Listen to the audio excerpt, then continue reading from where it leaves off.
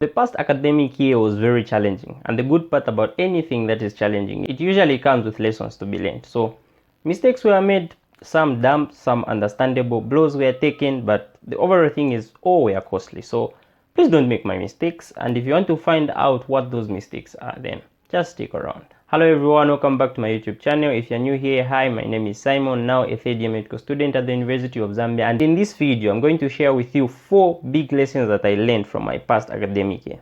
The lessons that I'm going to share in this video are not going to attack the actual academics, as in how difficult the academics are. For that, you can check out the video which I made about why university is harder than secondary school. Number 1 on my list is to embrace uncertainty. Now this is very important, guys.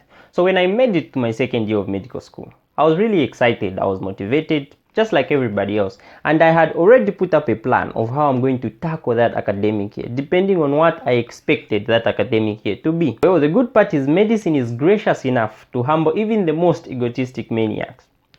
So basically, I got slapped in the face with a hot shovel. Like literally.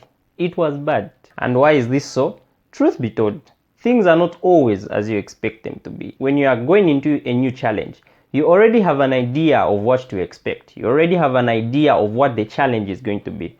So you set up plans and strategies of how you're going to find your way through. And then reality comes to play its part. So what is the bottom line lesson that I'm trying to communicate here? It is very, very important to plan in advance.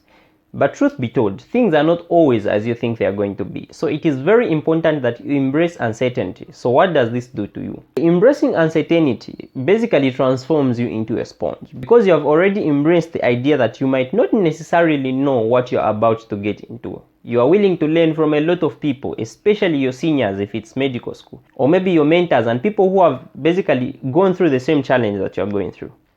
Now, of course, I've made it to my third year, but I'm not going to repeat the same mistake. Of course, I have an idea of what this year is going to be like, but truth be told, I do not actually know. So what do? I'm very willing to make changes to the plans that I've initially made of how I'm going to tackle this year. And I'm going to be very open and actively search for knowledge and advice from my seniors who have gone through this year before. Number 2 on my list is process over goals. Now, I also talked about this in the video of how to get and stay motivated, of which I'll put the link in the description box below if you want to check that out. Now, listen to me. If you're doing anything that is challenging, trust me, it is going to drain your motivation. If it is actually hard, there is going to be time where you're going to be very demotivated. Now, if you keep your eyes on the goal as everyone tells you, trust me, it's not sustainable. So what do? Keep your eyes on the process. Instead of thinking about getting an A+, think about having the most efficient study session at the moment, and then repeat that every day. I'm telling you this from experience, guys. When things become really challenging, it becomes blurry. The goal becomes very, very blurry. So don't focus on the end goal. Actually, if you come to think of it, the process is what produces the end goal. So if you don't focus on the process which is in between here, it is very impossible to achieve the end goal. And if you think the end goal is what is going to make you happy, of course the end goal is going to make you happy as a reflection of what you have gone through, what you have put in place to get the results that you've gotten.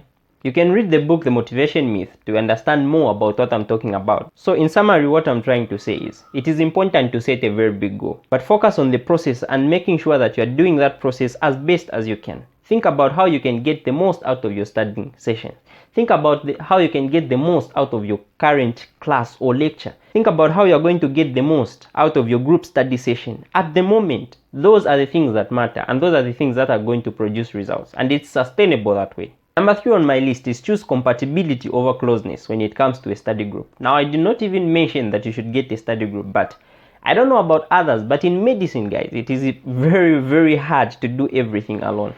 Now, of course, there are some people who are going to prefer to work alone for most of the times, but I don't know, but you're going to need other people, honestly. Now, the point that I'm trying to pass out here is, usually when you're choosing a study group, we tend to go with our closest friends, which is okay, but try compatibility instead. Instead of just going for your closest friends, choose the people that you can actually work with, the people that work in the same work ethic, the same way of studying that you actually do. People study differently, guys, and your close friends might be doing things a little bit differently. Not that the things they are doing are wrong, but that is just how they prefer to do their own things. Actually, this is from experience. I have my close friends. They are brothers and sisters, if I could say. We made a study group. It did not work out. So we decided to break it up. We joined other study groups, the study groups that we thought we were very compatible with. and we remain just as close. Our relationship remains just as strong. So you can be close friends. If you're compatible, that's okay. But if you're not compatible, please choose a study group that you're compatible with. Number 4 on my list, and the most important, and the one which I always preach to myself because it is just as hard: set your priorities straight.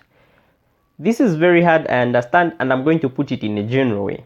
Guys, set your priorities straight. No matter how challenging your current task is, no matter how much fear you have of failing and everything, please do not compromise your values and your morals and everything. If you're a Christian, please stick to your Christian principles. Very important. Set your priorities straight. Do not compromise the things that you've believed, the things that are helping you, keeping you going for the sake of an instant pleasure or to relieve yourself from some anxiety or failure of anything.